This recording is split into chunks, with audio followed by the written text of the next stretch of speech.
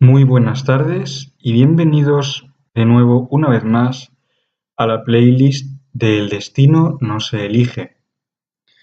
Bueno, en el capítulo anterior dejamos a Darío justo llegando a Colombia y habiendo hablado por primera vez con su hermano, lo que era una conversación un poco insustancial, pero al mismo tiempo llena de esa pasión que tienen las personas que no se han encontrado jamás, pero que saben que tienen mucho en común.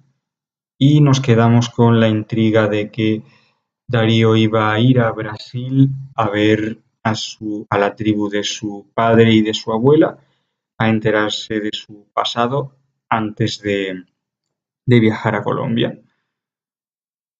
Y sin más dilación entonces, vamos allá con lo que hoy es el capítulo 5. Capítulo 5. La fuente de los sabios.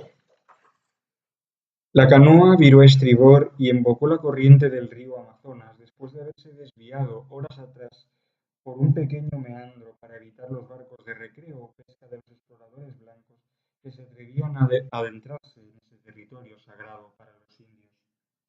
Darío no se cansaba de mirar a uno y otro lado, reconociendo esa tierra como suya, creyendo ver en cada árbol, en cada roca, en cada recodo del río, algo de lo que le había hablado su padre, algo que Elías había visto cuando era niño y hacía ese mismo viaje con su madre, aprovechando las frecuentes ausencias de Daniel Spitzer por motivos de trabajo o simplemente porque no soportaba estar cerca de su mujer y de su hijo.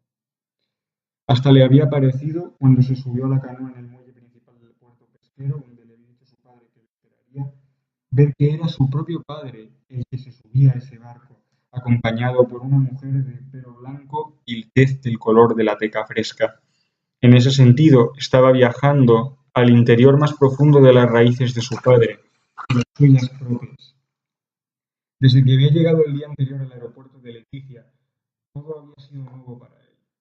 Ya durante el vuelo, mirando hacia abajo por la ventanilla, le había sorprendido ver cómo la arena roja y árida que rodeaba Bogotá dejaba paso al esplendor lujurioso de una selva que se extendía hasta donde alcanzaba la vista. Y en ese momento se había sentido orgulloso de su padre por haberle transmitido la sangre india de su propia madre, que le conectaba con esa tierra y le hacía sentirla cercana, como habría debido sentirla durante toda su vida. Le había sentado mal que su hermano no estuviera allí con él, apoyándole y descubriendo también unas raíces de las que nunca debió ser separado. Pero aquel era un viaje que se había propuesto hacer solo. Había cosas que debía descubrir, cosas que debían serle agradadas y no podía enfrentarse a eso con Elías a su lado. El barquero que llevaba la canoa era un indio Yamaray, como su abuela y su padre, pero no le había dirigido la palabra desde que su pasajero subió al barco y él empezó a remar, lenta pero incansablemente, alejándose del muelle. El viaje se había desarrollado en silencio desde entonces, y los únicos actos de comunicación que habían tenido entre ellos habían sido arrojar sacos repletos de comida para que el pasajero no se muriera de hambre, y tocar la flauta de pan cuando pasaban por un muelle para avisar de su presencia a los otros indios que merodearan por allí. En vano Darío le había hablado al bonguero en la áspera lengua de los indígenas. En vano también había intentado ganarse su confianza y a cambio había recibido únicamente un honesto silencio. Suponía que hasta que no conocían muy bien a nadie, no era frecuente que los indios se abrieran y empezaran a hablar. De hecho, no lo suponía, lo sabía muy bien porque le había experimentado muchas veces delante de sus amigos y de los jefes de Elías. Cuando les presentaba a sus amigos a su padre, él no parecía poder apearse de unas pocas frases de cortesía, y a menudo cuando se quedaban solos, sus vivos amigos le decían que les daba vergüenza tener un amigo que tuviera un padre tan aburrido. Su padre era así, y se preguntó si en las muchas ocasiones en las que había hecho ese viaje con su madre, se había mantenido en un silencio tan sepulcral como el que él estaba experimentando ahora con el bombero Yamaray. Claro que siendo él el hijo de esa líder indígena tan carismática, ningún bombero se había atrevido a retirarle el saludo. Estoy viajando a través de siglos, no solo de kilómetros, pensaba el joven mientras la melodía de la flauta de pan acompañaba el solitario hendir de los remos en el agua del Amazonas. Ni siquiera se había dado cuenta de que habían pasado la frontera brasileña, porque Leticia hacía triple frontera con Perú y Brasil, así que era muy fácil para los leticianos pasar entre los tres países. Había estado en Brasil muchas veces antes de esa, pero nunca había sentido la fascinación de ese momento. Su parte indígena resucitaba ahora en su alma con tanta fuerza como si nunca la hubieran arrancado, y el nombre que le había puesto el chamán indio del dios del destino y de la muerte se le antojaba el mejor nombre. No en vano, había conseguido sobreponerse a todos los obstáculos que su padre le había puesto en el camino, y ahora estaba en aquel barco viajando hacia las fuentes de los sabios de su pueblo. Años antes no se lo habría podido imaginar de esa manera, del mismo modo que nadie se podía imaginar que tuviera un hermano ni nada parecido. Para todos sus amigos, Darío pasaba como alguien que era hijo único y depositario de todo el amor y los variados afectos de su padre. Y por eso mismo había pasado él hasta que descubrió la carta de su madre, apenas 4 días antes, en el buzón de su casa en Leipzig. Ahora no podía imaginarse su vida sin esa presencia constante en que se había convertido el descubrimiento de que tenía un hermano y de que pronto le conocería. Aunque ya tenía la sensación de conocerle por los sueños que ambos habían compartido durante todos esos años. Estaba impaciente por ello y se sentía algo mal por el hecho de no haber permitido que Elías se reuniera con él en Bogotá para acompañarle. Él estaba tanto más impaciente que Darío, y si no hubiera tenido que ir imperiosamente a buscar a la tribu de su abuela, habría volado a Sincelejo el día después de haber llegado a Bogotá. Pero si no le había acompañado la primera vez que estuvo allí sin tener conciencia, cuánto menos ahora que sí tenía conciencia y sabía perfectamente lo que estaba haciendo, aunque su hermano le doliera por encima de todo el hecho de que le hiciera esperar para conocerse al fin. No podía dejar que un extraño a la tribu se presentase en el poblado y se pusiera a hacer preguntas comprometedoras. Además, no lo veían como alguien que era en parte indio, sino como un hombre blanco que venía a robarle sus secretos ancestrales. Y él no podía permitir que los indios, su pueblo, pensaran eso de la persona a la que ya quería más que nada en el mundo. Habla bastante bien la lengua de mi tribu para ser un blanco. Al oír esas palabras, las primeras que pronunciaba el banquero desde que 2 días antes salieran del puerto y se pusieran a redactar el río, Darío se sobresaltó y se maravilló a la vez. Había sido una frase simple, pero en ella se podía ver implícita la crítica, al igual que la conclusión. Su padre le había explicado que los indios eran muy susceptibles con los que lo eran en parte, pero como él había habido gente que había sido susceptible de considerarlo blanco por serlo su propio padre. No soy un blanco, le replicó Felipe, tratando de acostumbrar su lengua al áspero sonido de los grupos de consonantes que chocaban entre ellas al ser pronunciadas, y con su paladar. Mi abuela era miembro de su tribu, fue el chamán jefe durante años. Tengo tanto derecho a ser considerado indígena como lo tiene usted. El bombero lo miró con una sonrisa triste. En sus ojos Darío pudo ver la duda por no saber si lo que le decía era cierto o se lo estaba inventando. A todos los miembros de nuestra tribu se les pone un nombre al nacer, dijo después de un largo silencio. Sin embargo, su nombre me parece muy indígena, que digamos. Mi padre me puso Darío cuando nací, pero el nombre que me otorgó el chamán cuando me bendijo para que entrara a formar parte de la tribu fue chamán Nare. El joven sonrió al ver que lo único que tenía que hacer para ganarse la confianza del barquero era revelarle su nombre indígena. Ya sabes, como el Kamanjá Minare, el dios supremo de nuestra tribu. Por toda respuesta el barquero volvió a mirarle, pero esta vez con un rictus de horror en el rostro que no habría tenido nada que envidiarle al loco del cuadro El grito de Munch. Cogió un remo y salpicó a Darío con el agua que se había quedado adherida a la punta como si fuese un demonio. Le pusieron el nombre del dios de la muerte, gritó horrorizado mientras salpicaba al joven. ¿Cómo se atreve ni siquiera a venir aquí a invadir la paz de nuestro pueblo? Nadie que lleve el nombre del dios de la muerte es bienvenido. En ese momento, sin que nadie se lo dijera ni hiciera que lo sintiera, Darío sintió una paz tremenda, como si estuviera en un lugar donde todo fuera blanco, donde no hubiera nadie más que su persona, donde el bombero no fuera más que una figura, poco más que un maniquí y donde solo importara su presencia. Sus gritos se difuminaron hasta ser susurros, y él, sin saber siquiera cómo lo hacía, abrió la boca y se oyó decir con una voz ultratumba que se parecía a la de los fantasmas de las películas. Los dioses dan paz al pueblo y la muerte protege. Yo soy la muerte, vuestro ángel guardián. Si yo desaparezco, moriréis conmigo. Cuando volvió a abrir los ojos, asustado por lo que acababa de oírse decir, el remero había vuelto a hundir en el agua el remo con el que le había salpicado y se había vuelto a hacer el silencio. Supuso que el indio se había quedado tanto o más sorprendido que él mismo cuando le oyó decir esas palabras, que ni el mismo joven sabía de dónde había sacado. Conforme más avanzaban corriente arriba, dejando atrás la civilización, más se acostumbraba Darío al sonido de las flautas de pan y a los serenateros indígenas que se encontraban en los puertos de paso, que arrojaban el humo de sus pipas medicinales sobre la canoa para traer la bendición de los dioses y que ésta se derramara sobre los que viajaban río arriba. Esas pipas, con los suaves humos que exhalaban, le retrotraían a la infancia que había querido tener y de la que solo había sacado las cantas indígenas que su padre le cantaba para que se durmiera. Pero Desde que había cumplido los 5 años, hasta esa ridícula conexión con la tribu de su abuela se había perdido, como si su padre tuviera miedo de comentarlo. ¿Falta mucho para llegar? La pregunta más infantil que pudiera formularse salió de sus labios sin que se lo propusiera. El bonguero lo miró con una sonrisa comprensiva, a medio camino entre la confianza y el miedo. El joven pudo ver la duda en sus ojos. Podría hablar con alguien a quien le habían puesto el nombre del dios de la muerte sin que se le fuera la buena suerte. Cuando la luna entre en la fase creciente esta noche, las ondulaciones cantarán y nosotros entraremos en el puerto con la marea baja cuando el sol esté alto. En términos actuales, Darío calculó que les quedaban 4 horas para coger la última corriente ascendente del viaje y una vez allí, un día más para llegar a su destino final, que supuso que sería un poblado indígena cerca de Manaus, la capital del departamento brasileño del Amazonas.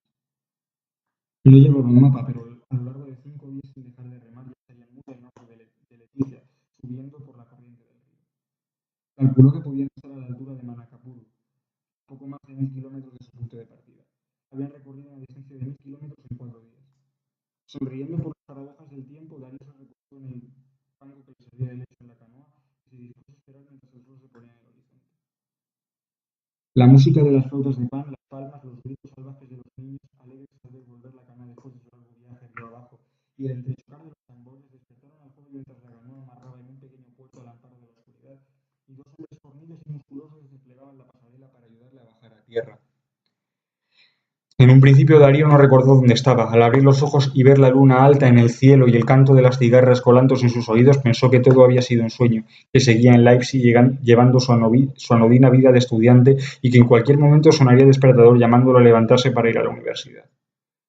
Trató de acostumbrar sus oídos al áspero dialecto que llenaba las bocas de esos hombres de piel atezada como la suya y brazos fuertes, y se dio cuenta de que no hablaban alemán, sino la lengua indígena que le había enseñado su padre y en la que él mismo había hablado con el indio que le había llevado río arriba hasta el pequeño puerto en el que ahora acababan de atracar. Fue entonces cuando se dio cuenta de que no estaba en Alemania, sino en Brasil, de que había empezado ese viaje para descubrir sus orígenes indígenas y de que tenía que hablar con el chamán para esclarecer varias dudas que tenía sobre su pasado.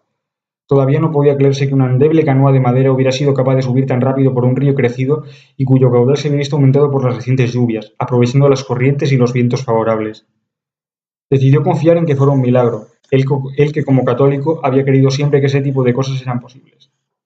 Sí, no veía que había de malo en pensar que Dios había enviado esos vientos favorables para conducirle lo más rápidamente posible al encuentro de unas raíces que había conseguido apresar al cabo de 18 largos años. Lo importante era que ahora estaba allí, donde había empezado a tejerse la telaraña de secretos que habían constituido su vida en un cierto sentido. De allí había salido su abuela, allí había crecido su padre, de allí salían sus orígenes. En cierto modo, estaba en el lugar que lo había empezado todo, y esperaba que ahí se le aclarase todo lo que su padre no había querido confesarle, o bien por miedo, o bien porque creía que podía vivir sin conocer esos detalles.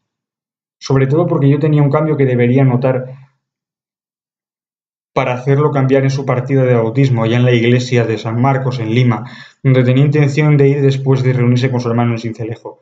Allí sí tenía intención de dejar que Elías la acompañase, porque no era algo que tuviera que esconder para sí mismo, o al menos no pensaba que lo fuera. Lo extraño era que los indígenas parecían conocerle de toda la vida. Un par de muchachos que no eran mucho mayores que él se le acercaron y sin ningún recato empezaron a tocarle por todas partes, como si así pudieran reconocerle mejor, darle la bienvenida a su pueblo de la mejor forma posible. Su padre le había hablado de los hombres con los que se había criado, pero no había mencionado que tuvieran hijos, aunque lo lógico es que los tuvieran. Quizás algunos de esos hijos estuvieran entre los jóvenes que ahora le daban la bienvenida. Lo que más toque se llevó fue el collar de cuentas de vidrio que llevaba al cuello, como si algún instinto les dijera que aquel artilugio pertenecía a su pueblo, y que el que lo llevaba también debía ser considerado un miembro de la etnia Yamarai. Darío observó con mucha atención los tatuajes que lucían los dos muchachos, que le llevaban casi en volandas, unas rayas rojas como la sangre que sospechó habían sido pintadas con ese mismo tinte, y entonces, como quien no quiere la cosa, su mirada se desvió hacia donde no hubiera debido. Comprobó con horror que los indígenas seguían la misma costumbre de los judíos y de los musulmanes, cortarse la piel del prepucio. Si lo hacían por costumbre arraigada o solo para cuidarse de las enfermedades que podían llegar por ahí, eso no lo sabía, pero podía ver que lo hacía sin ningún problema. Como si no fuera suficiente, el joven solo se dio cuenta de hacia dónde le llevaban cuando le pusieron en medio de un círculo que brillaba. Para cuando se quiso dar cuenta ya estaba en mitad de una hoguera y las llamas le lamían las plantas de los pies. Empezó a dar saltitos para tratar de no quemarse y vio cómo se le acercaba otro muchacho y le fijaba a la cara una máscara con el rostro del dios del que le habían puesto el nombre al nacer. No pudo hacer nada porque si se detenía seguiría dando saltos para no quemarse, así que imitó los movimientos de todos los que se habían puesto en círculo alrededor de la hoguera. Supuso que era una danza ritual para darle la bienvenida y captó el ritmo rápidamente. Era ternario, tres pasos y un pisotón, como la mayoría de los bailes rituales o las danzas tradicionales, y a él le resultó fácil seguirlo, lo que le valió muchos aplausos y que otros jóvenes le rodearan para sumarse al baile, lo que le hizo sonreír. Muy simple para alguien que había aprendido a bailar el vals, porque su padre decía que un diplomático que se quisiera llamar así tenía que saber bailar por lo menos el vals y el tango para saber cautivar a las damas. Y él había tenido que aprender a bailarlos para no avergonzar a su padre y para entrar a formar parte de un círculo que si había que creer a las palabras de su progenitor, constituiría su vida cuando él se jubilara. Cuando hubieron pasado al menos 15 minutos, si no más, Darío quiso mirar la hora, pero se dio cuenta de que le habían quitado el reloj. Un tipo que llevaba una máscara tribal parecida a las de las tribus africanas entró en medio del círculo, se acercó a él y antes de que pudiera darse cuenta, todos los muchachos que le habían llevado en volandas hasta el círculo le estaban quitando la ropa hasta que se quedó totalmente desnudo. Antes de que se diera cuenta, el mismo hombre que había mandado quitarle la ropa había sacado un cuchillo y lo estaba poniendo al lado de la hoguera para que se calentara, y eso solo podía significar una cosa. Al ver lo que pretendían hacer, Darío trató de taparse con las manos para que no se atrevieran a tocarle, pero uno de los muchachos le apartó tan fácilmente como se le quita un juguete a un niño caprichoso mientras le doblaba la muñeca para que se concentrara en su dolor y dejara al sacerdote hacer su trabajo. Otros dos le sujetaron por los brazos para que no pudiera escapar, y mientras gritaba y se debatía intentando liberarse del agarre de los indios, el chamán le puso el cuchillo contra el prepucio y se lo cortó limpiamente mientras él dejaba escapar un grito de dolor. Pero cuando oyó los gritos de felicidad que acompañaron el acto de la circuncisión, se le pasó toda la aprensión. ¡Ya es un hombre! ¡Ya es un hombre! Así que era eso, un rito de transición a la edad adulta, de admisión a la comunidad Yamarai, algo sin lo cual no se hubiera podido considerar verdaderamente indio. Al darse cuenta de que nada de lo que había pensado era verdad, no pudo por menos de evitar un gran suspiro de alivio. Supuso, porque nunca antes había visto a su padre desnudo, que Elías había pasado por el mismo ritual, y eso le confortó, porque no había soportado saber que había sido el único miembro de su familia en pasar por un rito que muchas sociedades aún hoy en día consideraban aberrante. Se notaba que esas sociedades, por muy avanzadas que fueran, no habían oído hablar nunca de las tradiciones ancestrales, y a no ser la sociedad judía, ninguna de las demás sociedades que el joven conocía parecía ver la circuncisión como algo más que un rito propio de bárbaros. El chamán, sin dejar de cantar y musitar plegarias extrañas en su lengua, arrojó el prepucio que todavía chorreaba sangre a la hoguera y después se volvió hacia él y le arrancó la máscara que le había puesto con tanta facilidad como se le quita el chupete a un bebé. Fue entonces cuando Darío pudo mirarlo a la cara por primera vez. Lo primero que se imaginó era que estaba junto a una versión calcada de su padre, con el mismo pelo blanco y quebradizo, las rayas pintadas con el tinte de algo parecido a la sangre en las mejillas para demostrar el valor. Toda su vida Elías había tenido esas cicatrices, pero hasta que no se enteró de por qué insistía en llevarlas y no curárselas, Darío no pudo preguntarle qué significaban. «Dejadme a solas con él», pidió el hombre al resto de muchachos que rodeaban al nuevo miembro de la tribu como si fuera una guardia de honor. «Ha venido buscando respuestas y no sois vosotros quienes tenéis que dárselas, sino yo. Ahora idos a vuestras tareas y no volváis hasta que yo no os dé permiso». Al estar de espaldas, Darío no pudo verles la cara a los demás muchachos, pero oyó claramente que uno le echaba la culpa por no haber vuelto antes y que otro decía que esa noche se podía quedar a dormir con él en su cabaña. Esto último le dio repelús, porque no podía imaginarse durmiendo en una hamaca asediado por los mosquitos. Puede que su padre fuera así, valiente y sin miedo a nada, pero él estaba acostumbrado al confort occidental y por nada del mundo iba a renunciar a lo que conocía para enfrentarse aún más a lo desconocido.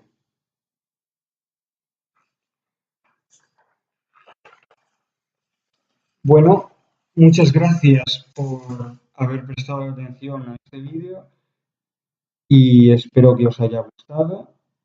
Si ha sido así, suscribíos o dadle a like y dejad vuestros comentarios abajo y nos vemos, como de costumbre, el próximo domingo. Y recordad que seguimos adelante con este proyecto y que cada visita que hacéis ayuda a difundir un poco más la literatura minoritaria. Hasta el domingo y buenas tardes.